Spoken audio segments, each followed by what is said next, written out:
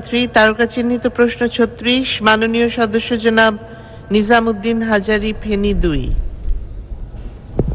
মাননীয় স্পিকার, আপনাকে অসংখ্য ধন্যবাদ। আমি নিজামুদ্দিন হাজারী, আমার সংসদীয় আসন 267। আমি তারকা চিহ্নিত প্রশ্ন 36 এই আপনার মাধ্যমে মহান জাতীয় সংসদে উত্থাপন করলাম। ধন্যবাদ মাননীয় স্পিকার। ধন্যবাদ মাননীয় সদস্য। তারকা চিহ্নিত প্রশ্ন 36 সংসদে উত্থাপিত হল। মাননীয় ভূমি মন্ত্রী জনাব নারায়ণ চন্দ্র চন্দ। মাননীয় স্পিকার, আপনাকে ধন্যবাদ। মাননীয় সংসদ সদস্য জনাব নিজামুদ্দিন হাজারী 266 ফেনী 2 এর উত্থাপিত প্রশ্নের উত্তর। ভূমি সংক্রান্ত ফৌজদারি এবং দেওয়ানি মামলাগুলো দ্রুত সমাধানের নিমিত্ত এবং ভূমি সেবাকে সহজীকরণের লক্ষ্যে ভূমি মন্ত্রণালয় হতে ভূমি অপরাধ প্রতিরোধ ও প্রতিকার আইন 2023, ভূমি উন্নয়ন কর আইন 2023, ভূমি সংস্কার আইন 2023, হাট ও বাজার স্থাপন ও ব্যবস্থাপনা আইন 2023, estate acquisition and tenancy amendment act 2023, বালুমহল ও মাটি ব্যবস্থাপনা সংশোধন আইন 2023 প্রণয়ন করা হয়েছে। সরকার ও স্থানীয় কর্তৃপক্ষের ভূমি ও স্থাপনাদি দখল পুনরুদ্ধার আইন 2023 এর খসড়া প্রণয়ন করে মন্ত্রী পরিষদ বিভাগের আইনের খসড়া পরীক্ষা নিরীক্ষা কমিটির নিকট প্রেরণ করা হয়েছে।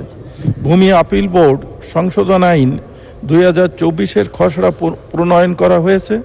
অতি শীঘ্রই মন্ত্রী পরিষদ বিভাগে আইনের খসড়া পরীক্ষা নিরীক্ষা কমিটির নিকট প্রেরণের প্রক্রিয়াধীন রয়েছে।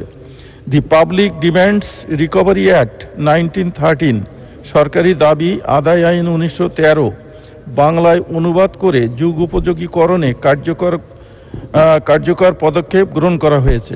ভূমি জোনিং ও সুরক্ষা আইন 2024, ভূমি অধিগ্রহণ সংশোধন আইন 2024, হাট ও বাজার স্থাপন ও ব্যবস্থাপনা বিধিমালা 2024, ভূমি অধিগ্রহণ বিধিমালা 2024 প্রণয়নের কার্যক্রম চলমান রয়েছে।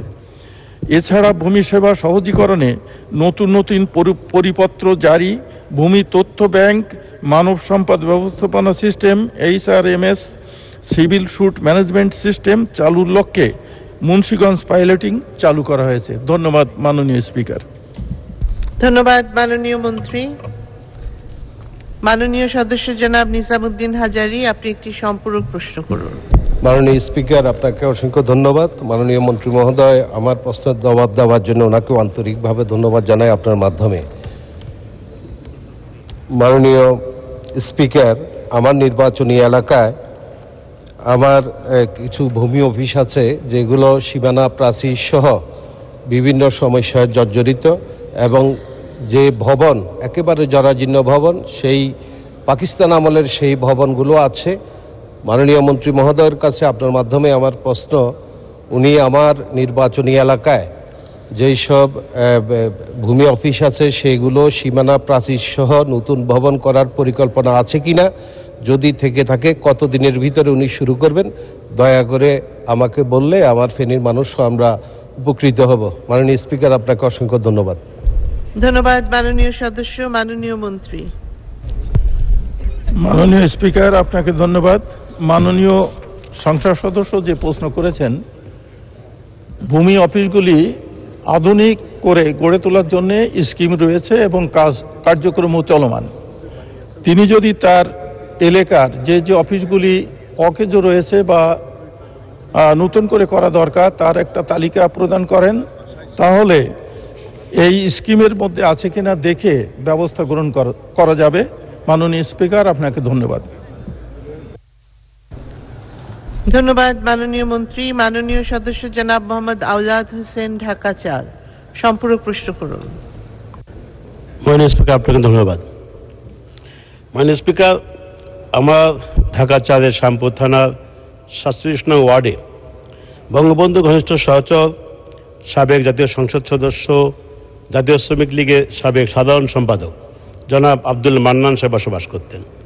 স্বাধীনতা পরবর্তীকালে বঙ্গবন্ধু শেখ মুজিবুর রহমানের সরকার সেই সংসদ সদস্যকে একটি বসতবাড়ি উপহার দিয়েছিলেন। বিএনপি ক্ষমতায় এসে সেই বাড়িটি বাতিল করে দেয়। পরবর্তী পর্যায়ে মাননীয় প্রধানমন্ত্রী শেখ হাসিনার নেতৃত্বে 1996 সালে আওয়ামী লীগ সরকার গঠন করার পরে সেই বাড়িটি ফেরত দেওয়ার নির্দেশনা থাকলেও আইন মন্ত্রণালয় এবং ভূমি মন্ত্রণালয়ের ফাইল চালাচালিতে অদ্যাবধি সেই মরহুম আব্দুল মান্নানের পরিবার সেই বাড়িটি ফেরত পায়নি।